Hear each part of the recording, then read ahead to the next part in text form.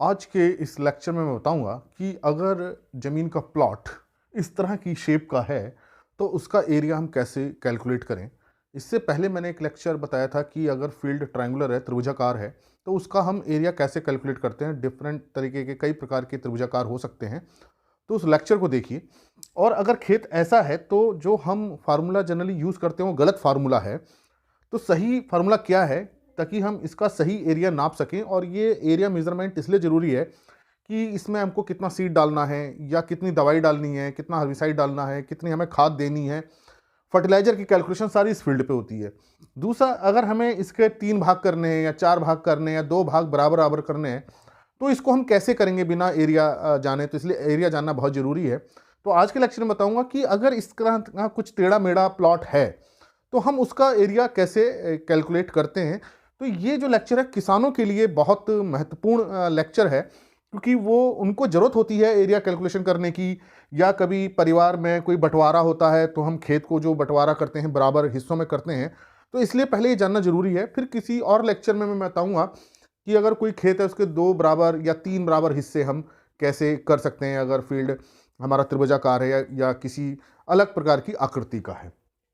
तो देखिए, ये जो मैंने कुछ डायमेंशन ली हैं, ये मैंने कैलकुलेशन इजी हो जाए इस तरह की ये डायमेंशन ली हैं। खेत मान लीजिए इस तरह की है, 4 भुजाओं वाला है, और यहाँ पे ये 90 डिग्री का मैं मान के चल रहा हूँ कि ये 90 डिग्री का है, कोण है। और बाकी कहीं कुछ 90 डिग्री का नहीं है। ये 40, इसे आप फुट मान लीजिए, चाहे इसे मीटर मान लीजिए। मैं इसे मीटर मान के करता हूँ कि ये मीटर है, 40 मीटर है। और यहाँ से यहाँ तक की जो लंबाई है वो 36 मीटर है। और यहाँ से ये जो पूरी लंबाई है ये 66 मीटर है। और ये जो लंबाई है ये 31.2 मीटर, 31 मीटर है। और ये यहाँ से यहाँ तक 40 मीटर है। तो ये कुछ मैंने अपने मन से मानी है, कुछ भी हो सकता है, लेकिन मैंने ऐसे मानी ताकि कैलकुलेशन ईजी हो जाए। तो ऐसे खेत का एरिया निकालने के लिए जो हम फार्मूला यूज़ करते हैं जनरली वो बहुत गलत फार्मूला है और लोग उसी को यूज़ करते हैं। तो पहले जान लें कि जो हम फार्मूला यूज़ कर रहे हैं वो गलत फार्मूला है। और मैं दोनों तरीके से आपको बताऊंगा जो फार्मूला यूज़ करते हैं उसका, और जो सही तरीका है वो क्या है। तो जनरली जो इस तरह के फील्ड होते हैं हम ये मानते हैं कि जो आमने सामने की ये जो है और ये है, इन दोनों को जोड़ के आधा कर लीजिए और इसको और सामने की भुजाओं को जोड़ के आधा कर लीजिए और दोनों को गुणा कर दीजिए। मतलब जो पुराना तरीका है या जो गलत सूत्र है जो बताया जाता है, इसका मतलब 31.2 31.2 को जोड़ा और ये 36 को जोड़ा, इसका हाफ कर दिया। ये जो है मैंने कैलकुलेशन करके रख रखी है, ये 33.6 मीटर आ गया। इसी तरह से आमने सामने की 66 प्लस ये 40 का किया जोड़ा और इसका आधा किया, तो इस ये 53 मीटर आ गया।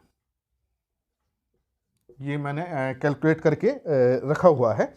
अब इन दोनों को जब हम गुणा करेंगे 33.6 गुणा 53, तो ये जो एरिया आ रहा है वो 1780.8 1780.8 स्क्वायर वर्ग मीटर कह लीजिए या वर्ग फुट कह लीजिए, जिसमें आपने नापा है उसमें ये आएगा, वर्ग में रहेगा। तो ये जो फार्मूला यूज़ करते हैं कि आमने सामने की भुजाओं को ले लें और उसका आधा कर दें, फिर दूसरे आमने सामने भुजा लें उसका आधा कर दें, दोनों को गुणा कर दें तो ये एरिया आ गया, ये गलत तरीका है। तो ये मैं आपको बता रहा हूँ कि ये कैसे गलत है। मैं इसका ये जो फार्मूला है मैं यहाँ लिख देता हूँ इसको, ताकि ये याद रहे। 1780.8 स्क्वायर मीटर में है। अब लेकिन हमको अगर सही तरीका से करना है, तो अगर कोई इरेगुलर शेप है, मतलब उसकी कुछ ना हमें कुछ आयत नज़र आ रहा है, ना उसमें वर्ग नज़र आ रहा है, ना उसमें कुछ त्रिभुज नज़र आ रहा है, तो उसमें सबसे पहले हमें उसको किसी रेक्टेंगल आयत में, त्रिभुज में बांटना पड़ता है ताकि हम उसको सही तरीके से एरिया मेज़र कर सकें। तो देखिए ये 90 डिग्री का कोण है, और तो इस वाली ये चूंकि लंबाई यहाँ तक जा रही है, तो इस वाले बिंदु को लेकर के जैसे ये 90 जा रही है, इसी तरह से हम 90 की एक लाइन खींचेंगे इसको, तो ये भी 90 डिग्री का कोण बनाएगा। और फिर ठीक इससे सीधे ये एक लाइन खींचेंगे, तो देखिए ये एक आयत बन गया जिसके आमने सामने की बराबर होगी। ये भुजा आपस में बराबर होगी। और ये जो लंबाई है इस मतलब डायग्राम के अनुसार जो लंबाई है, अगर हम नापे, अब इसको हम नाप लें ये कितनी है, तो ये जो नाप करके जो आएगी ये 27 मीटर आएगी। ये 27 आएगा यहाँ से लेके यहाँ तक। और ये देखिए इसका मतलब ये भी 27 होगा। आप अगर इसको प्लॉट करेंगे कुछ मेजरमेंट मान के पेज पे या कहीं पे, तो ये 27 आएगा, ये कैलकुलेशन से है। ये 27 और ये 36 है, तो ये यहाँ से यहाँ तक देखिए 36 है, यहाँ से 27 से निकल गई, तो इसका मतलब कितनी है, ये 9 मीटर है। यहाँ से यहाँ तक ये 9 है। और देखिए ये और ये आपस में बराबर है, तो ये 40 है, यहाँ से यहाँ तक ये 40 है। अब आप देखिए कि ये 90 डिग्री का कोण हमने बनाया है, सीधे 90 डिग्री पर डाला है, तो ये समकोण त्रिभुज बना एक। ये इस तरह का समकोण त्रिभुज बना कि जिसमें ये साइड भुजा 40 है, ये साइड 9 है।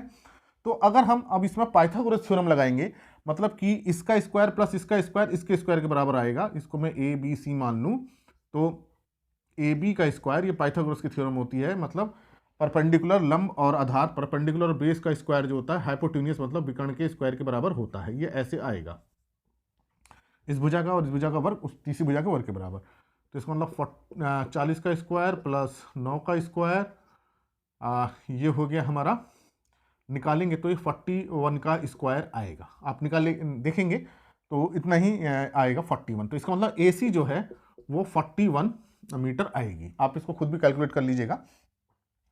तो ये मतलब 41 मीटर हो गया यहाँ से यहाँ तक, ये यहाँ से यहाँ तक 41 मीटर हुआ। इसको कैलकुलेशन कीजिएगा, 1600 निकलेगा, फिर उसमें 9 जोड़ी, 9 का स्क्वायर 81 जोड़िए, 16 से 81 जोड़िए, 1681 का वर्गमूल निकालेंगे तो 41 का आएगा। चूंकि मैंने कैलकुलेशन पहले से कर रखी है इसलिए मुझे पता है कि ये 41 आएगा। जब आप मेजरमेंट करेंगे खुद करेंगे तो आपको पता चल जाएगा। तो ये 41 हो गया, तो ये 41 हो गया। अब ये 66 है पूरा, तो ये हमारा कितना बचा, 66 माइनस 41, तो 66 में से हम 41 घटा दें तो ये बचा 25। तो ये 25 मीटर यहाँ से यहाँ तक की लंबाई होगी। अब हमें क्या करना है कि फिर से ये जो एक त्रिभुज है यहाँ से फिर से हम सीधी एक 90 डिग्री की लाइन बनाएं, तो हमारा ये एक त्रिभुज बनेगा 90 डिग्री का। तो ये जब हम सीधी लाइन डालेंगे तो ये 20 मीटर आएगी और ये 7 मीटर आएगी यहाँ से यहाँ तक। तो ये 27 जो 2 भागों में टूटेगी, 20 में और 7 में ये निकल के आएगी। आप इसको मेज़र कर लीजिएगा, बना करके देखेंगे तो बिल्कुल यही आएगा, क्योंकि मैंने इसका मेजरमेंट किया है इसलिए मुझे पता है ये कि ये 20 और 7 आएगा। तो अब देखिए ये एक फिर त्रिभुज बना जिसमें कि ये 25 है, ये 7 है, तो ये इसका मतलब ये इसकी कैलकुलेशन अगर हम करें इसी त्रिभुज को देखें तो ये कितनी आएगी, इसको कैलकुलेशन करके बता देते हैं। ये अब 25 ये है, 7 ये है, तो इसका मतलब कि ए बी स्क्वायर क्या होगा, A B square plus B C square is equal to A C square. तो ए बी स्क्वायर हमें निकालना है, प्लस बी सी स्क्वायर हो गया 7 का स्क्वायर और ये हो गया 25 का स्क्वायर। तो ए बी स्क्वायर निकालेंगे इसे 49 इज इक्वल टू 625। तो ए बी स्क्वायर आएगा 625 माइनस 49, आप करके देखेंगे तो ये 24, ये ए बी स्क्वायर हो गया, 15 में 9 गया 6 और 11 में 4 गया 7 और 576। और ये जो स्क्वायर जो ए बी अब निकलेगा ये तरीका इस तरह से है, तो इसका रूट निकालेंगे तो ये ए बी हो गया 24 मीटर, 24। तो इसका मतलब ये लंबाई जो है 24 है। अब हमको इसकी हर तरह की लंबाई पता चल गई कि कौन सी लंबाई कहाँ पे है। तो अब हमको कई इसमें एक हमें देखिए ये एक आयत मिल गया जिसको मैं नंबर 1 लिख दे रहा हूँ। ये एक दूसरा त्रिभुज मिल गया जिसको मैं नंबर 2 लिख रहा हूँ। ये एक त्रिभुज मिला जिसे मैं नंबर 3 लिख रहा हूँ और एक ये त्रिभुज मिला जिसे मैं नंबर 4 लिख रहा हूँ। तो इसका जो पूरा एरिया होगा 1 2 3 प्लस 4 के बराबर होगा। तो इसको निकालते हैं अब बिल्कुल। अब देखिए पूरा ये हमारा खेत पूरे समकोण त्रिभुज और आयत में बट गया है और समकोण त्रिभुज और आयत का क्षेत्रफल निकालना आसान है। मैंने पिछले एक वीडियो में बताया था कि समकोण त्रिभुज का क्षेत्रफल कैसे निकालते हैं, 1/2 गुणा लंब गुणा आधार। तो इसका मतलब जो टोटल एरिया जो होगा हमारा इसका पूरा फील्ड का वो होगा 1 का एरिया प्लस सेकेंड फिर थर्ड प्लस 4। अब एक एक करके निकालते हैं कि 1 का एरिया कैसे निकलेगा। देखिए 1 वाला जो है 1 का एरिया ऐसे निकलेगा, ये देखिए 27 ये है और 40 ये है, तो ये क्या बना, एक रेक्टेंगल आयत बना। तो इसका जो एरिया होगा वो क्या हो जाएगा, लंबाई गुणा चौड़ाई, जिसमें 40 ये है 27 ये है, तो 40 गुणा 27 कर दें तो ये जो हो जाएगा 4 7 28 का 8, हाँ से लगे 2, 4 दूनी 8 हो 2 10, 1080। तो ये 1080 स्क्वायर मीटर इसका एरिया आ गया फर्स्ट वाले उसका। अब सेकंड वाले का निकालें। सेकंड वाला क्या है, देखिए त्रिभुज है, और त्रिभुज का जो एरिया होता है वो होता है 1/2 गुणा लंब, मतलब उसकी जो लंबाई है या जो हाइट है, ये हाइट या लंबाई लिख लीजिए, हाइट लिख लीजिए, और गुणा जो उसका बेस है। ये होता है राइट ट्राइंगल के लिए जो समकोण त्रिभुज है, क्योंकि इसलिए ही हमने सारे समकोण त्रिभुज बनाए ताकि उसका एरिया निकालने में आसानी रहे। तो अब ये हो जाएगा 1/2। इस वाले की बात कर रहे हैं, इसके लिए देखिए लंबाई कितनी है, 40 है, और बेस इसका ये है। जो खड़ी पड़ी लाइन होती है वही लंबाई और उसके आधार होता है, ऊंचाई और आधार होता है।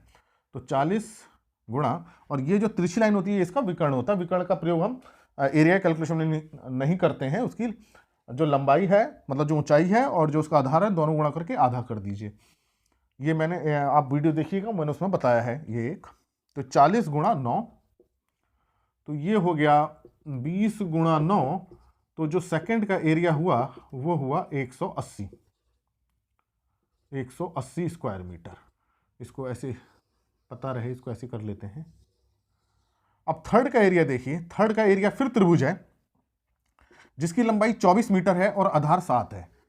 तो 1/2 गुणा ऊंचाई कितनी है, ये रही ऊंचाई इसकी, ये है 24 है और आधार इसका 7 है, तो ये हो जाएगा 12 गुणा 7।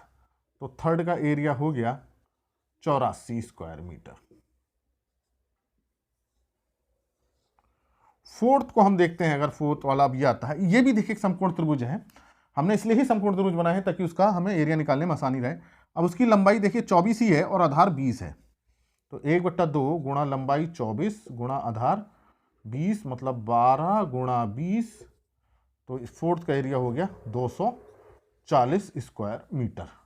अगर आपका खेत गज में है तो ये, और फुट में है तो ये फुट में रहेगा। 240, 84, 180, 1080। अब जो टोटल एरिया जोड़ लेते हैं, तो टोटल एरिया यहां जोड़ेंगे हम। तो पहला कितना है 1080, दूसरा कितना है 180, तीसरा है 84, और चौथा है 240। तो ये जो आया टोटल, हम इसको जोड़ेंगे तो ये आएगा 1584 स्क्वायर मीटर। तो ये एरिया हमारा आया 1584। देखिए जो हमने बिल्कुल त्रिभुज और अपने आयत से जो हमने निकाला है, और इसमें कहीं कोई गड़बड़ नहीं है क्योंकि बिल्कुल हमने पूरे फार्मूले के साथ इसको निकाला है। और पहले क्या निकला था 1780। तो इसका मतलब कि हम जो सीधे सीधे लंबाई गुणा चौड़ाई कर लेते हैं वो फार्मूला गलत है। लो, जो लंबाई और आधा करते हैं वो फार्मूला तभी सही होगा जब खेत बिल्कुल आयताकार होगा या वर्ग होगा, तभी वो फार्मूला यूज या हम कहें उसकी वैलिडिटी होती है, सही होता है। दूसरे आकृति के लिए वो फार्मूला सही नहीं होता है। वो देखिए, अब ये 1584 है, ये 1780.8 है। आप सोच लीजिए कितना बड़ा अंतर आ रहा है। तो अगर खेत जितना विषम होगा ये अंतर बढ़ता जाएगा। तो आप कभी भी अपने खेत का जब निकालें, एरिया निकालें, तो उस तरह से उसे सीधी सीधी लाइन खींच के समकोण त्रिभुज बन जाएंगे और कुछ आयत बनेंगे। हो सकता है कुछ वर्ग बने, और तो आयत का आप जानते हैं लंबाई गुणा चौड़ाई होता है, और त्रिभुज का जो समकोण त्रिभुज बनते हैं उसका मैंने एरिया बताया क्या होता है, 1/2 गुणा लंबाई। फिर से मैं दिखा देता हूं आपको बना कर ताकि आपको कोई कंफ्यूजन ना हो। मान लीजिए समकोण त्रिभुज है जहां ये 90 डिग्री का है, तो ये लंबाई मान लीजिए ए है, ये मान लीजिए बी है। तो इसका जो एरिया होगा 1/2 गुणा ऊंचाई ये गुणा बी, मतलब जो भुजाएं समकोण बनाती हैं उन दोनों को गुणा करके आधा कर दीजिए। सीधी सी बात ये है। इस तिरछे वाले को नहीं लेना है, इस तिरछे वाले को नहीं लेना है। जो भुजाएं समकोण बनाती हैं उनको गुणा करके आधा कर दीजिए, वो उस समकोण त्रिभुज का क्षेत्रफल हो जाता है। तो अब आपने देखा कि किस तरह से हमने इसको किया है। बिल्कुल ये बिल्कुल सही कैलकुलेशन है। और जो हम दोनों को लेके आमने सामने को लेके आधा कर देते हैं फिर गुणा कर देते हैं, वो अप्रॉक्सीमेट से भी बहुत दूर होता है, वो गलत कैलकुलेशन होती है। वो कैलकुलेशन हमको नहीं करनी चाहिए। हमको सही मेजरमेंट इसी तरह से करना चाहिए ताकि हमको पता चल जाए कि हमारा खेत का सही एरिया क्या है, ताकि हम अगर उसे बेचें तो भी सही कीमत मिले, या हम कोई खाद डाल रहे हैं तोल करके डाल रहे हैं ताकि पता रहे कि इतने एरिया में इतनी खाद पड़ती है तो कितनी पड़ेगी, या कीटनाशक डालते हैं, घास मारने की दवा डालते हैं तो वो ज़्यादा ना पड़ जाए, इस हिसाब से करेंगे तो हमारा, अगर हम ये मान के चल रहे हैं कि 1780 है, तो अब देखिए खेत का एरिया ज़्यादा ज़्यादा आ रहा है जबकि ज़्यादा नहीं है, तो ज़्यादा हम खाद डाल रहे हैं, ज़्यादा फर्टिलाइजर डाल रहे हैं, ज़्यादा यूरिया डाल रहे हैं, ज़्यादा हर्बिसाइड डाल रहे हैं, ज़्यादा कीटनाशकों का प्रयोग कर रहे हैं, ज़्यादा बीज डाल रहे हैं, तो हमारा खेती का खर्चा बढ़ रहा है। और दूसरा, ज़्यादा डालने से वो हमारी फसल में कंपटीशन ज़्यादा हो जाता है और वेस्टेज हो जाती है। इसलिए हमको बिल्कुल एग्जैक्ट पता होना चाहिए कि हमारा कितना एरिया है। तो आप अपने खेत को इसी तरह से लंबी लंबी रेखाओं में बांटें, तो उससे कई त्रिभुज बनेंगे, आयत बनेंगे, और फिर त्रिभुज और आयत का एरिया आप निकाल सकते हैं। तो ये एक मैंने इसलिए किसानों के लिए ही स्पेशल ये एक लेक्चर बनाया है ताकि उनको खेत पता रहे, और स्टूडेंट्स भी इससे एडवांटेज ले सकते हैं कि डिफरेंट उसका एरिया हम कैसे निकालें। तो ये एक मैंने बताने की कोशिश करी है कि अगर चतुर्भुज खेत है और चारों भुजाएं अलग अलग हैं तो हम उसको कैसा एरिया निकालें। Thank you very much.